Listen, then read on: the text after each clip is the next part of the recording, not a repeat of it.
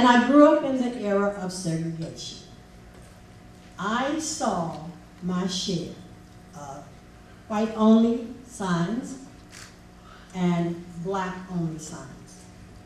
They were not just in restaurants, but they were also in department stores, in means of transportation, even when you went to the doctor's offices. We had no indoor plumbing. We didn't have air conditioning. We heated with what we called back then those pot-belly stoves. When Beaver Dam integrated, it had no real major problems. There were some problems perhaps with the children getting together, playing with each other, going on the playground. They would kind of group themselves. But as the time went on, they began to merge and began to associate with each other. And I do think that the teachers played an important role in getting that to happen. So when we started playing, when we finally picked the 27 players for the 3 teams, there were 26 black boys and 1 white boy on the field. I was the white boy on the field. Now comes my confession. In terms of my knowing black adults and children in Ashland and Hanover County, during my growing up years, my life was lived in the insulated bubble of the times. And it was not a positive bubble. My contact with black citizens was so very minimal. I was enveloped in layers of ignorance, and it was not healthy. It was my mother who peeled off my first layer of ignorance. I couldn't understand why the same movie was shown at both the white Ashland Theater, then the reels were raced over to the black Cab Theater. She explained to me the policy of racial segregation and the accompanying discrimination against black people. Snookum Strauss was from a good family that lived at the eastern end of town. In those days, there was only one barbershop for white men. Snookums was employed there as a shoeshine boy. The 2 white men who were the owners gave him a job and money, but, to quote a very close friend of mine, Snookums was made to pay a terrible price.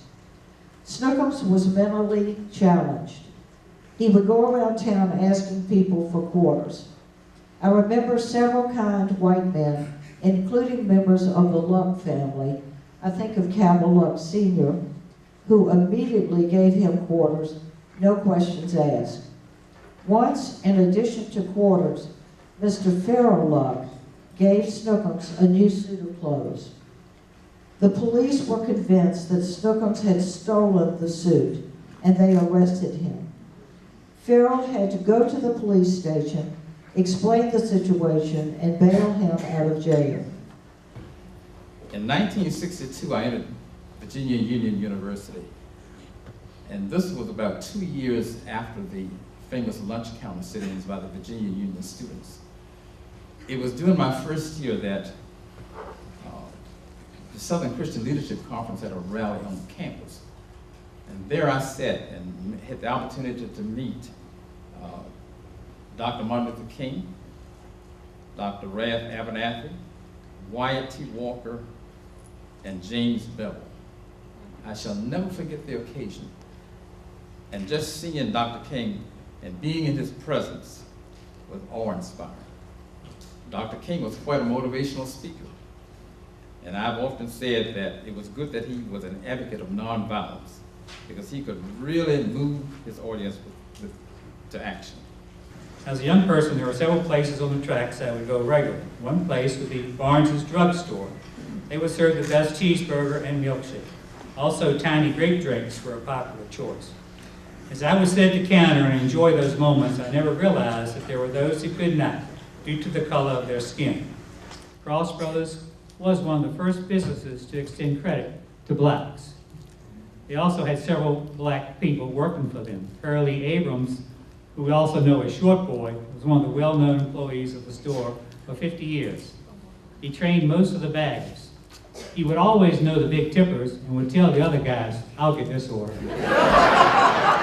So my experience growing up in Ashland, I went to a school, had excellent teachers who dedicated their lives to what they were doing, made us learn, even on those days we didn't want to, made us learn, made us want to respect ourselves, made us want to respect others, made us have and develop a love for learning and wanting to be something and be someone and being something and being someone.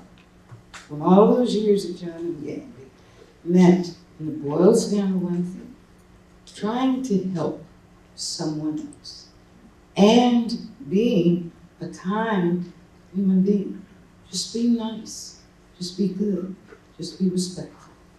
Thank you.